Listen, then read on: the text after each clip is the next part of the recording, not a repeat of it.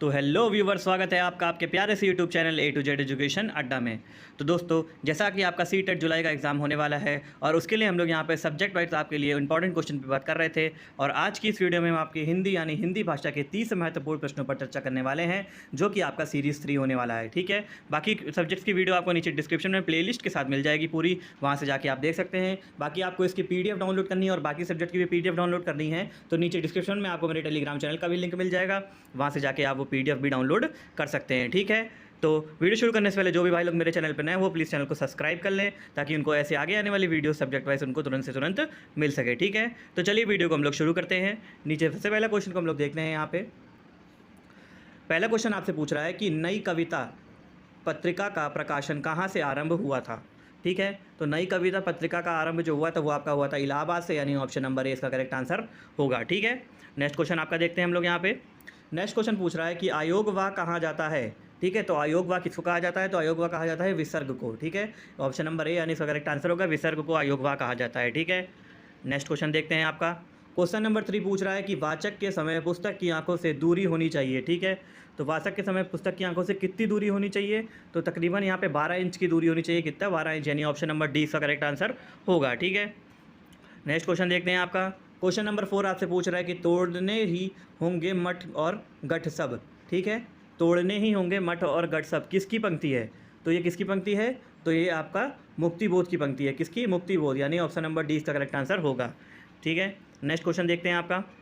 Next question आपसे पूछ रहा है कि किस दृश्य उपकरण में पारदर्शी यानी ट्रांसपेरेंसी का प्रयोग होता है। ठीक है, तो किस में होता है, ओवरहेड प्रक्षेपक प्रोजेक्ट में। ठीक है, ओवरहेड प्रक्षेपक प्रोजेक्ट में किया जाता है, यानी ऑप्शन नंबर ए इसका करेक्ट आंसर होगा।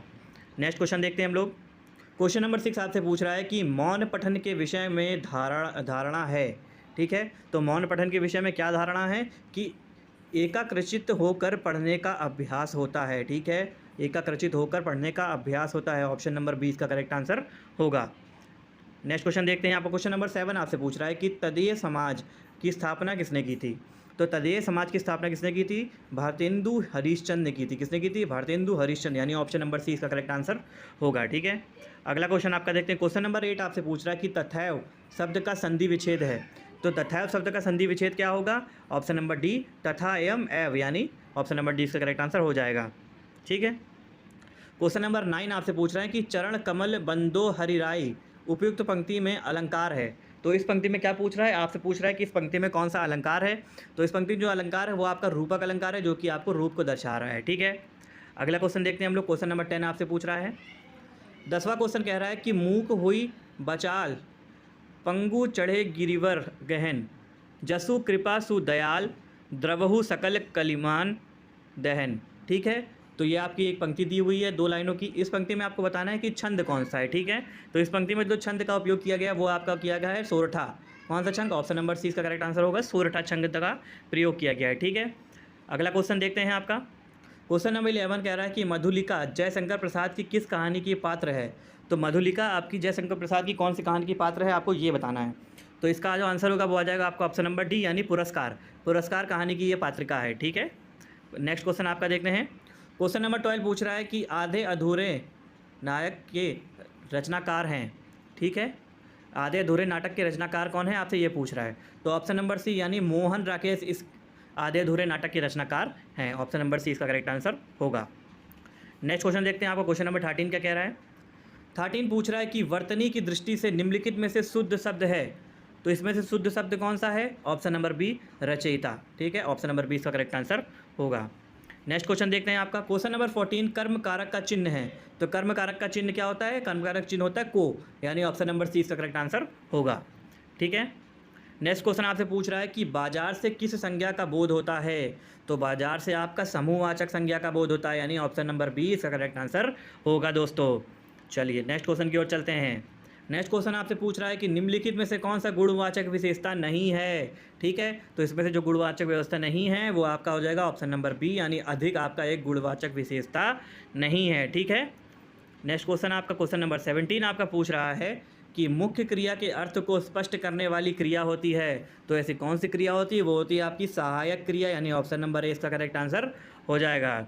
नेक्स्ट क्वेश्चन आपका पूछ रहा है क्वेश्चन नंबर 18 आपसे पूछ रहा है दोस्तों कि यथाशक्ति में कौन सा समास है। तो यथाशक्ति में जो आपका समास है वो आपका है अव्ययी भाव समास, यानी ऑप्शन नंबर डी आपका एकदम करेक्ट आंसर होगा। ठीक है, क्वेश्चन नंबर 19 देखते हैं हम लोग। यहाँ पे क्वेश्चन नंबर 19 आपसे पूछ रहा है कि अजातशत्रु में कौन सा समास है। तो अजातशत्रु में आपका जो समास है वो आपका है बहुब्रीहि समास, यानी ऑप्शन नंबर डी आपका एकदम करेक्ट होगा। ठीक है, नेक्स्ट क्वेश्चन आपका देखते हैं। क्वेश्चन नंबर 20 आपसे पूछ रहा है कि कौन सा महीना भाद्रपद महीने के बाद आता है। तो कौन सा महीना भाद्रपद महीने के बाद आता है, वो आपका आता है अश्विन महीने के बाद आपका भाद्रपद महीना आता है। ठीक है, नेक्स्ट क्वेश्चन देखते हैं आपका दोस्तों। क्वेश्चन नंबर 21 पूछ रहा है कि सावधान मनुष्य यदि विज्ञान है तलवार तो इसे दे फेंक तजकर मोह स्मृति के पार। ठीक है, पंक्तियों में रचयिता हैं। ठीक है, पंक्तियों के रचयिता कौन है ये पूछा गया है। ठीक है, तो इनके जो रचयिता हैं वो आपका है दिनकर। ठीक है, रामधारी सिंह दिनकर इनके रचयिता हैं। ऑप्शन नंबर बी इसका करेक्ट आंसर हो जाएगा।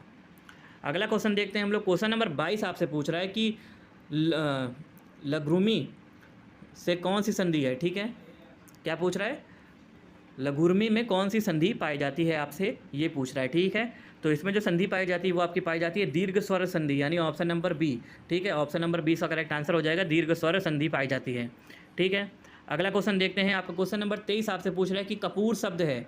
तो कपूर कैसा शब्द है, तो कपूर एक तद्भव शब्द है। कौन सा शब्द है, तद्भव शब्द पता है। ठीक है, ऑप्शन नंबर बी इसका करेक्ट आंसर हो जाएगा। अगला क्वेश्चन देखते हैं। आपको क्वेश्चन नंबर 24 आपसे पूछ रहा है कि एक मुंह दो बात मुहावरे का अर्थ है।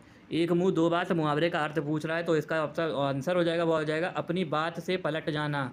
ठीक है, ऑप्शन नंबर सी इसका करेक्ट आंसर होगा।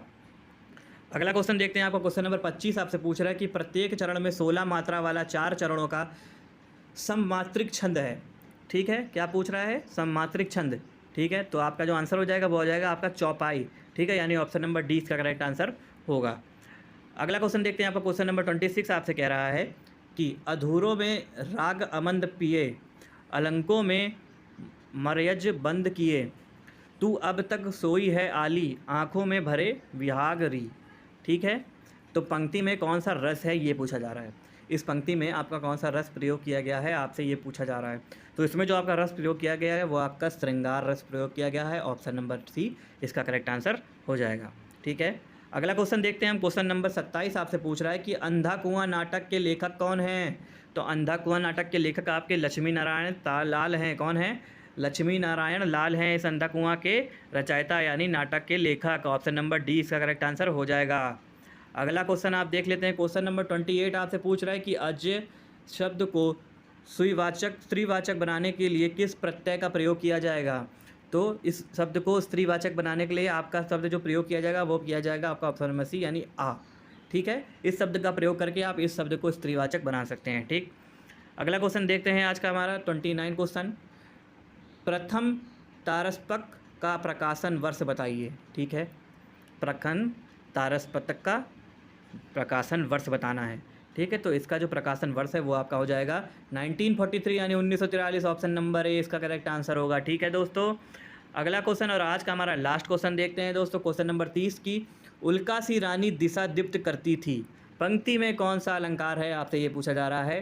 तो इसमें जो अलंकार है वो आपका है उपमा अलंकार, यानी ऑप्शन नंबर डी इसका करेक्ट आंसर हो जाएगा। ठीक है, तो ये थे हमारे हिंदी यानी हिंदी भाषा के कुछ महत्वपूर्ण 30 प्रश्न। ठीक है, 30 प्रश्न थे और बाकी सब्जेक्ट की प्रश्न आपको क्वेश्चन आपको प्रोवाइड कराते रहेंगे। इससे पहले कि हमारे चैनल को सब्सक्राइब कर लीजिए ताकि इससे सब्जेक्ट से और भी जितने भी क्वेश्चन आते रहे आपको तुरंत से तुरंत मिलते रहें। बाकी वीडियो पसंद आए तो वीडियो को लाइक जरूर करिएगा, चैनल पर नए हो तो चैनल को सब्सक्राइब करके जरूर जाइएगा। ठीक है, मिलते हैं नेक्स्ट वीडियो में नए टॉपिक के साथ। जय हिंद, जय भारत।